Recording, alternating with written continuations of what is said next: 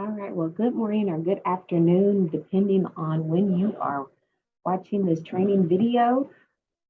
I just wanted to do a quick training. I'm not going to be able to do the in-person like I was supposed to because I have um, an appointment to go to with my mother tomorrow afternoon.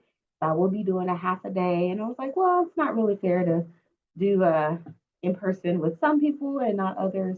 So during your time, you get to be in your room and you get to play this and do your training as you are surrounded by your own things.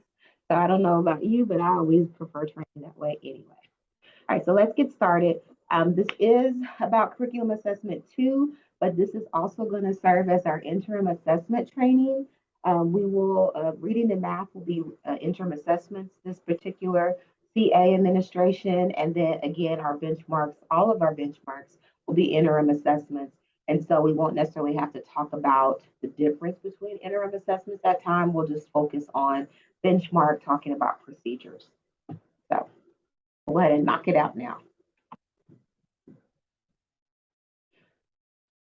Okay, so just a reminder, I know I've shown you this already, but remember that our reading and our math tests are going to be on Cambium. So that's the same system as STAR, so students will need test tickets, and then our science and social studies will be on Polaris.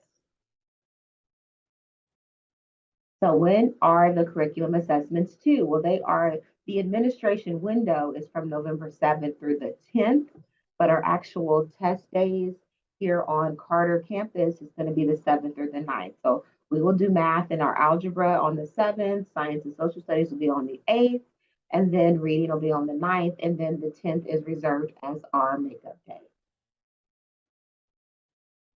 So I'm not sure what all you have heard about interim assessments, but basically it is just kind of a tool to kind of help predict how students are going to perform on the STAR.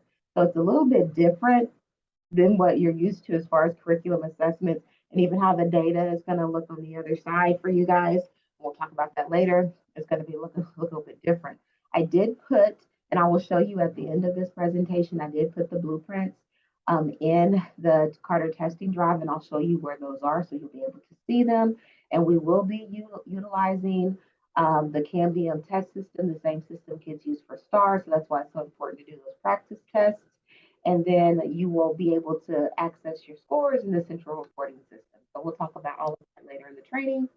Some benefits is courses that it's going to be fully aligned to those Texas Essential Knowledge and Skills. It's created by STAR, STAR TEA, so they're really going to be closer to those STAR questions. It helps students get that familiarity with the support tools that are in the Cambium testing system. And it's not tied to accountability, so it's not going to be something that's going to hurt the school or the district. And it just kind of gives us that information that we need. It's untimed, so, but of course, all stars are untimed. So just some information about the design. So the reading and math interim tests are a multi-stage test design.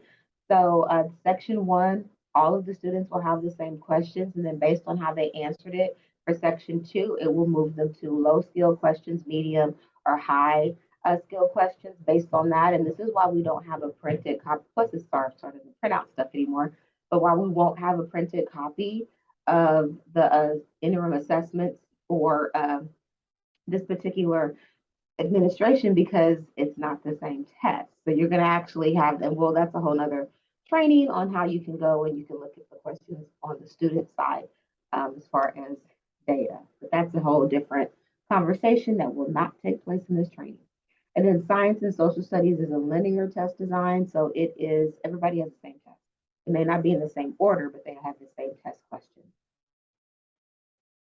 Okay, so let's look at our schedule and our plan. So on the 7th, which is a Monday, we will have our math, and it will be during between 8:45 and 1:30. So you're like, why so late?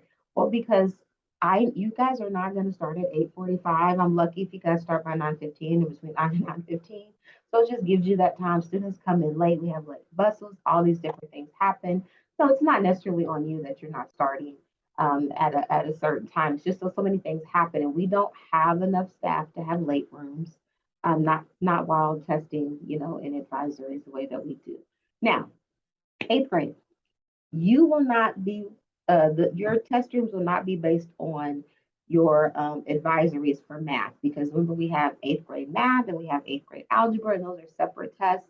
So I had to separate those students.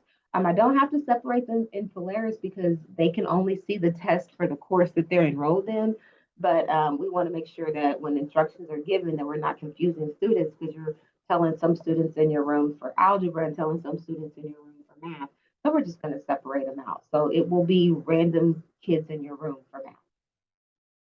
After the test, we're going to go ahead and go to our first, second, and third period classes. Just go back up here to look at our lunch.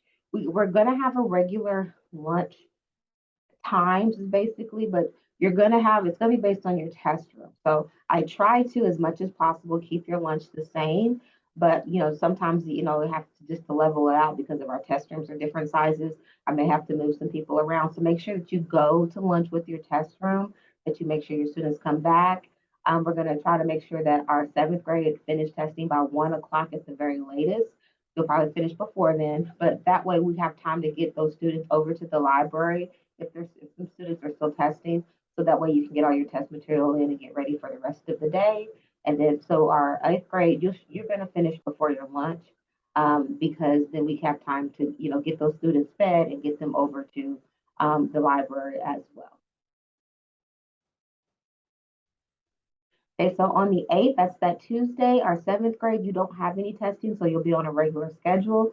Our eighth grade, we're going to do our social studies in the morning in the test rooms. I'm going to try to use the term test rooms rather than say advisory, just because I think that was adding to a lot of confusion for teachers.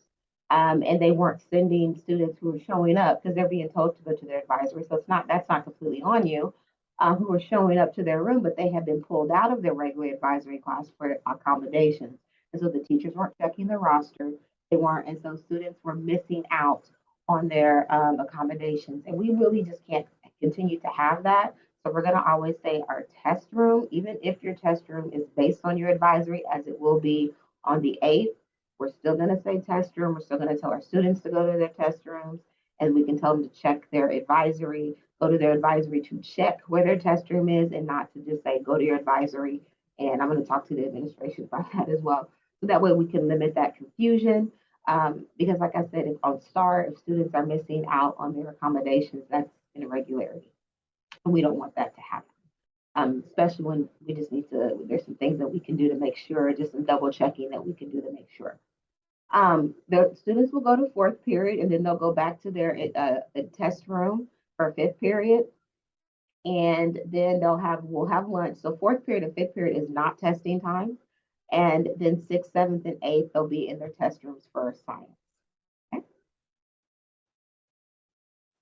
Wednesday is basically the same schedule as Monday. So except on after the testing block is over, we're going to go to sixth, seventh, and eighth period. So we're just going to have a regular period after that. But then on Monday, we're going to go to first, second, and third. Of course, I will announce that before we release the students, and you will remind them throughout the day that, hey, now you just left first period. Now you're going to second period. Okay, so when I talked to Ms. Lopez about the schedule, she was really concerned about House Bill 4545 hours, and we're not where we need to be at this point in the year. So we're going to use these times, these test days, as the opportunity to recover that. So on Monday, November the 7th, and Wednesday, November the 9th, all core teachers. So on Monday, if you are a core teacher, which you should be if you're listening to this training, and you have a first, second, or third period, in your first, second, and third period, your students will be working on Imagine Math, iStation, Lexia, or Connect to Literacy. Okay. On Wednesday, if you have a sixth, seventh, and eighth period and you're a core teacher, your students will be working on Imagine Math, iStation, Lexia, and Connect to Literacy. And of course, we need to record those hours as well. So we can try to get back to where we need to be. Okay, so let's look at test security. This is just a brief reminder. You're not going to have to sign an oath. We will have a deeper, in-depth test security for STAR next spring. But we just do want to talk about there's one test uh, secure document, which is your test ticket. So that's what this is mainly about. Okay, so student test tickets, those are secure documents. We need to make sure that we are handling them with care, that we return all the test tickets that were checked out to you. Some tips for this. These are things that have actually happened. So I give you the test tickets in a bag. So that way they keep them all together because they're not big, huge sheets of paper. I use the 2x2, so 4 print out on a paper. So I give you a bag to keep them all together. When you're passing them out, and if you have, 2 or 3 students that are absent, put them back in your bag. Don't sit them on your table. Don't sit them on your desk. Don't put them in your bin. Don't put because you might forget where they are, and then you're turning in your bin, and your test tickets aren't there. Okay. So if you put them back in your bag, then that's because that's where all the test tickets are going to end up anyway. When you get ready to turn them back in, then you already have those in there. If a student that you was originally absent showed up, I mean, it's not that much more difficult just to get it out of the bag. Okay. Another tip is that, and this actually cost us an irregularity one year during STAR, is that when students finish their test, they're supposed to raise their hand, that will be in the instructions. So when they finish their test, you should be collecting all of their test materials, their test ticket, if there are scrap paper, if there are formula charts, pencils, all of the things that you gave out to them to test, you should be collecting that as they finish. You should not wait until all students are finished in the room and then collect the test ticket. We lost a test ticket one year, which cost us an irregularity because the teacher in that particular room waited till all the students were finished. And one of the students who had finished earlier had thrown out her test ticket, okay, with her, scrap paper and all of that, which is all of that's supposed to be turned in anyway. So students shouldn't be throwing anything out. Um, Also, another tip is if you have lunch, if you have students testing when it's your lunchtime, make sure you collect those test tickets and you can give them back to them when they come back from lunch. Okay? We will be using a seating chart for the reading and the math test only. So on the 8th for science and social studies, we will not, because we don't need a seating chart. We're just using the seating chart for the STAR interims, just in case if we have an issue, we have a seating chart to know where those students are sitting. I am going to ask you to record your start time and your stop time only. You don't have to individually record the students' start and stop time, just when the last student finished their test and when you started, because we're just using that. The STAR is not timed anymore. So we're just trying to get a guide of how long are our students actually taking to take the test. So that way we can determine in the spring, do we need to, keep our STAR schedule that we've had, or can we make some adjustments to it to account for the fact that the test is on time? Do not capture or record the interim tests. You can view them online, kind of, sort of. You won't be able to view them in whole because, once again, the reading and the math are multi-stage. So each student's test experience is different. But when you're looking at that student data, if you want to be like, hey, what was that question? Then you're able to look at that question that student got or got wrong. So you don't need to record or capture them. Okay, so make sure that you're actively monitoring. Don't assume that computer tests don't need to be monitored. They do. Periodically walk around the room checking student screens. And I say periodically because your science and possibly social studies, you will have a text entry question on your Polaris curriculum assessment.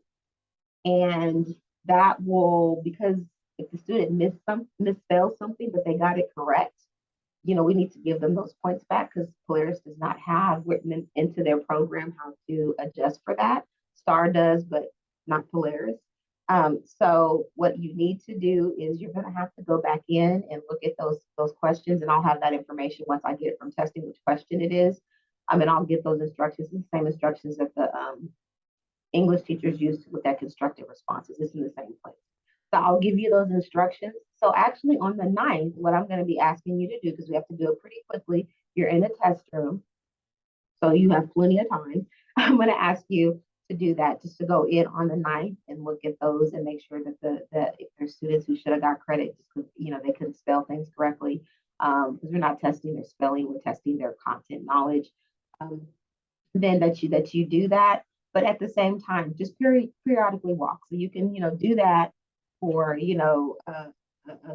couple of minutes and then look around or walk around or do whatever. But just still check. You can do other things, but then you can also check because, once again, it's can do that. STAR, you cannot. I would not tell you to do that during STAR, but it's not STAR. And we have a pretty quick timetable. And I did ask at testing when I was at training this week, would that be something that we could do? And they were like, that is fine, because they want you to have it done by the 10th. All right, so take up cell phones, pay attention to students and how they're using scrap paper. Make sure they're not passing things back and forth because they'll go old school on you and cheat old fashioned way by just passing papers back and forth. And report any incident of academic dishonesty to me immediately so that I can investigate and determine if we need to report that to the AP or not. If it's something like with the student not turning in your cell phone, you can report that to me, or you can also call a BSI because that's our AP because that's disciplinary as well. But I just need to know about the academic dishonesty because I have to do an investigation about that on the test. Okay, so after testing, where's my data? Now, if you are a science or social studies teacher, your data will be in Polaris as usual because your test is in Polaris. If you are reading and a math teacher, you get to use the centralized reporting system. Yay, it can be. Okay, so we went to training. I went to the training was on Wednesday about Cambium. So district testing is actually going to upload your rosters into Cambium. So by doing that, that will give you access to your students in the centralized reporting system, reading and math teachers. I will ask you this because they're going to do that upload on the 31st. So if you get some new students in between then and there, if you will just shoot me an email, I can add them to your roster. So I'm able to edit their rosters. And that way you'll be able to see their data in the CRS. Okay, so there is a training for the CRS. It is in the learning management system. There is a link there. Of course, this PowerPoint is in the training PowerPoint folder. I will also put this link in the email that I'm going to send you about this training. So when you do that, you log in, click on the after testing activities, and then you can complete the training video that's there. There's only one training video, so it's not going to confuse you if you're in the after testing activities.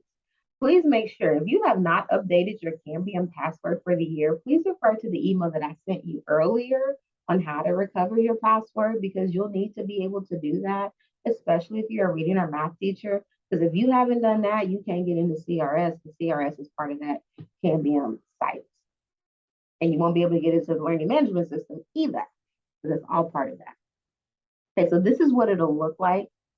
It'll be available trainings. You see how I have the after testing activities highlighted, and then it says the central reporting system overview. There's a PowerPoint that you can download. You can also watch the video. It's up to you.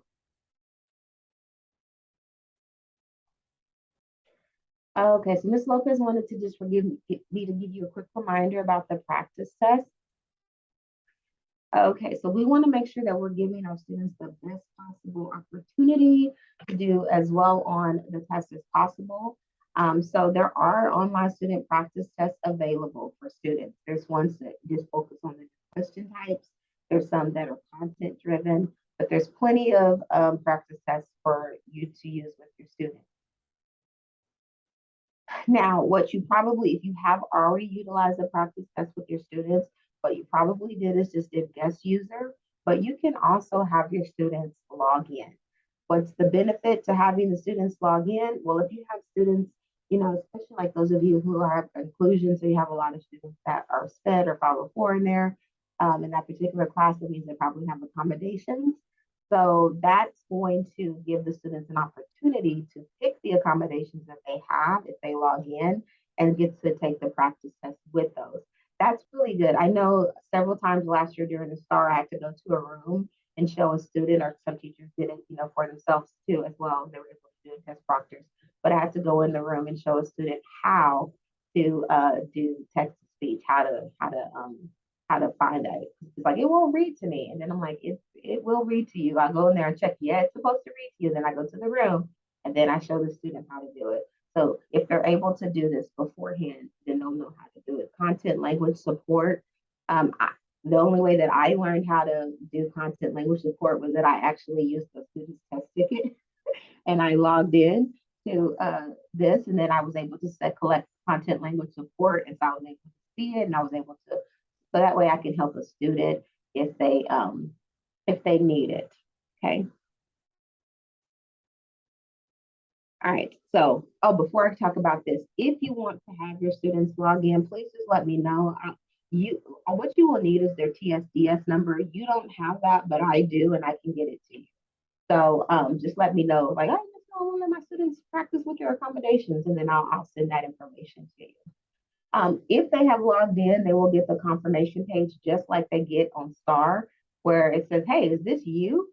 So when we have what is we have the students have the same name, the Joshua Romero's and the Ryan Troucs that we have that have the exact same name. This is where we're like, okay, make sure that's your date of birth.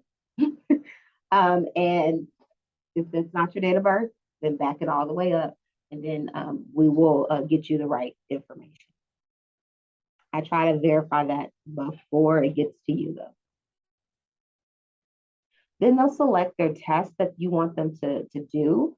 They have the redesign. They also have the new question types, and then they have the release. So it's just whatever. You can go in here and look ahead of time before you go with your students to determine which one you want them to do, but you'll direct them to which one you want them to take. I just picked seventh grade ELR, so they have the 2022 reading release test. We don't need to do Braille. I don't know how they're doing Braille on here, so don't you have to touch the screen? But anyway, that's something I'll have to look at later on and see and answer that question for myself. So they have the 2022, 2021, and 2019 that are available for students to take. And once again, you told them which one you want them to have, there, and then they have it. And then this is what the logging in does. You see how they're able to put auto text to speech. They're able to pick the content language support. They're able to do spelling assistance if it's ELR and it's eligible. They're able to put all those different things in there if they have those, and then they're able to practice with using that. So that way they have some ease before the actual test. And so I think it's really good for like our SPED and our 504 students. And even our EB students, any student that has those accommodations, it's really good for them to try to practice that way. Okay, so that is the end of this presentation, but let me show you a couple of things. Okay, so I want to show you the STAR interim blueprints. I put them here. I also sent out an email, so I have them here so you can look at that. This training I'll show you here. It's right there. It's already in the training PowerPoints. So you have those already. And then here I want to just remind you guys again, I have not added the grade 8. There will be 2. Well, there'll be 1, but there'll be multiple. You know what? I think I'm going to do 2. I'm going to do a math, and then I'm going to do a reading science for the rest of the time. Because remember, math will not be, the base will not be your advisory. So I'll put 2. So that way it just makes it less confusing for that. So here is 7th grade, because I've already got 7th grade done because they get to just, they don't have to be all complicated like 8th grade. So notice here, I heard you when you said that you wanted some way to determine if students are in a different room. So I put here, students in red are in your advisory, but have a different class test room. Okay, so we have a student already right here. They're in 110, so they have Mr. Laughlin for advisory. However, they're in 116, that's their test room. So the blue is gonna be the test room. The column that has the 110, that's your advisory. If you go to, it's most likely gonna be column I. There's that little drop down. That's where I put the filter. So you can go you can unselect all. You can go to 110, you can click apply, and it will show you just your students. Okay, so it will just show you these are the students that are in your advisory. This is their test room. Most of them are going to stay in in their advisory for their test room, except for this one student right here. He'll be in 116. You can print this out so that way you'll have this, and so you'll know and you'll have that information. You can, copy and paste it into, in a Word document. You can make a note of this, but we are going to please make sure that if your Justin shows up, because she's going to be like, oh, I need to go to my advisory class. And so if he shows up, that we're saying, oh no, Justin, you need to go to 116. Checking your roster because he's being pulled from your advisory class for accommodation. So it's very important to take that extra step to make sure, because if you let him stay in there, not only is he, there's a lot of attendance that needed to be fixed from CA1 because of that. So not only is he getting marked absent where he's actually supposed to be, but his accommodations were set up in that room. So he's not getting it. So he's going to be taking this test without the accommodations that he's supposed to have. And we don't want that to happen, especially when it's something as simple as just checking your paperwork. Okay. Let me put this back because I don't want when you guys to come look at it, be like, what's going on? All right. So that'll be the same way for eighth grade. And I'll have it like that as well. And I'll have a filter. Changes and additions, there's none so far. But remember, I said I was going to already have that because once I share the link, I don't want to keep because then sometimes you're trying to go to that link and then it was just a mess last year. So if I share the link out, then I can just go in and just put changes and additions here. I don't have to, download a whole nother one from Town. I can do that. Okay. And if it's something like somebody didn't is unenrolled, I'll probably just delete them from here. And so that way, but then I'll put it over there as well. So you won't necessarily see them, but it's just a good thing to go also look at the changes and additions. All right. Next thing before we end is just our checklist. And I want to just I'm going to update this and this will be in your folder, but I just want to say that we've been doing a really good job. We have about 90% of our test proctors who are, following directions, following testing protocols. And thank you for that. And then, but that 10%, we need to really clean that up because that 10% can cause us an irregularity on STAR. So this is our third test administration for eighth grade. And for seventh grade, because some of our seventh graders took PSAT as well. So I'm starting to already see a pattern. So after this administration, I'm going to just start, being like, hey, I've noticed that these are some things that I'm seeing in your test room that are not part of the protocol. And, what can we do to fix that? I'm going to start having those conversations with you.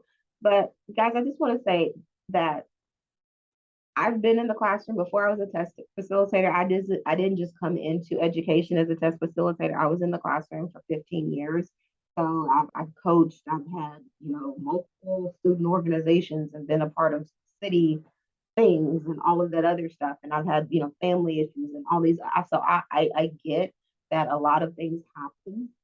And so that may prevent you from being that person that's going to read all through the manual and highlight and do all of those other kind of things, although you should be. I'm not going to say that you shouldn't do that.